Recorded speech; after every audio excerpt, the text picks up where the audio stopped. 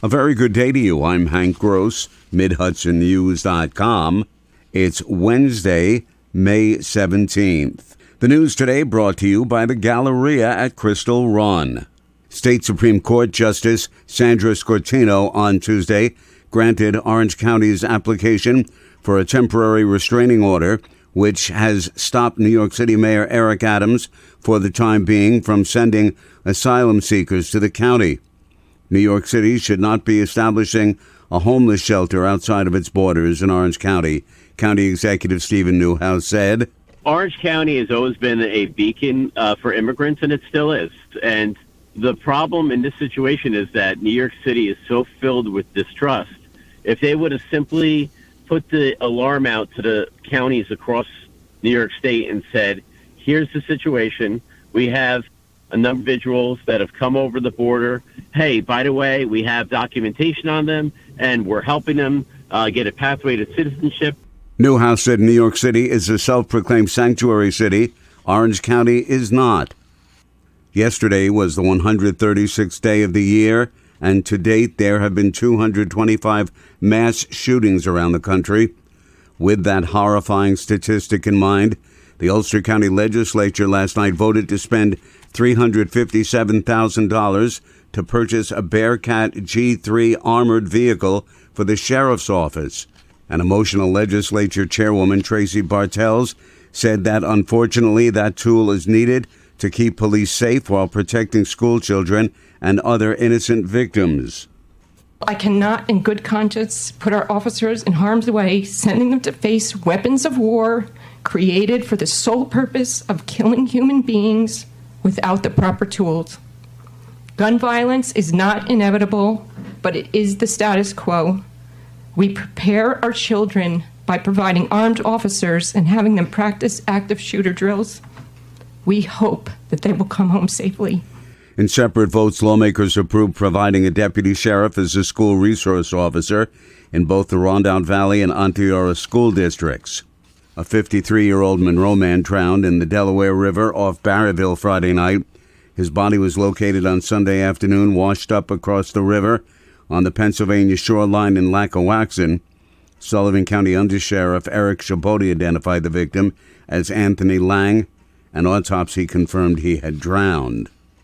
School board budgets were voted on yesterday around the valley.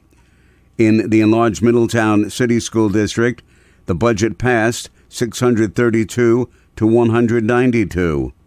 The Warwick Valley budget passed by 2,578 yes votes to 999 no votes.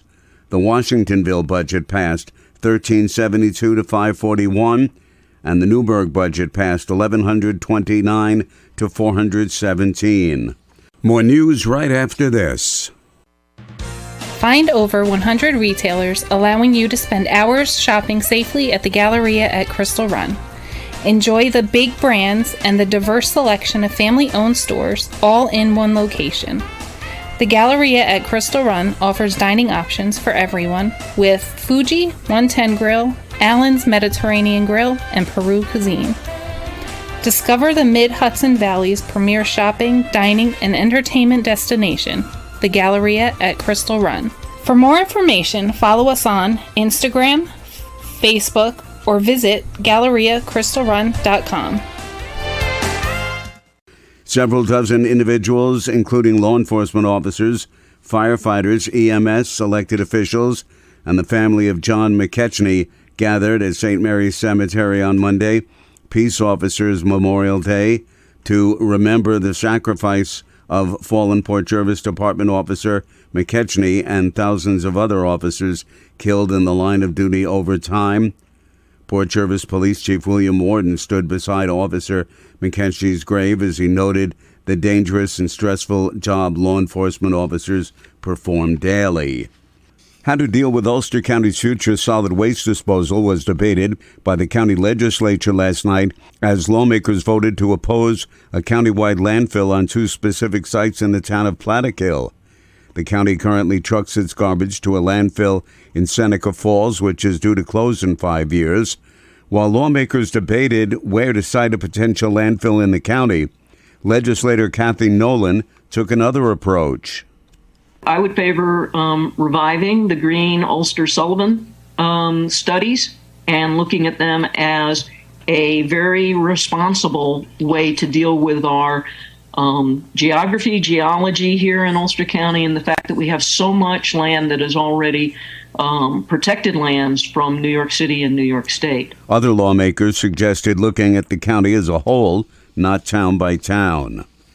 Poughkeepsie City Mayor Mark Nelson has successfully defeated a challenge to the validity of his Democratic designating petitions, and his name will be on the Democratic primary ballot in Poughkeepsie on June 27th. The challenge, filed by fellow Democratic mayoral candidate Wesley Lee, was ruled on by Dutchess County Supreme Court Justice Maria Rosa on Monday. A total of 3 Democrats are vying to be the next mayor: Nelson, Wesley Lee, and Poughkeepsie Councilwoman Yvonne Flowers.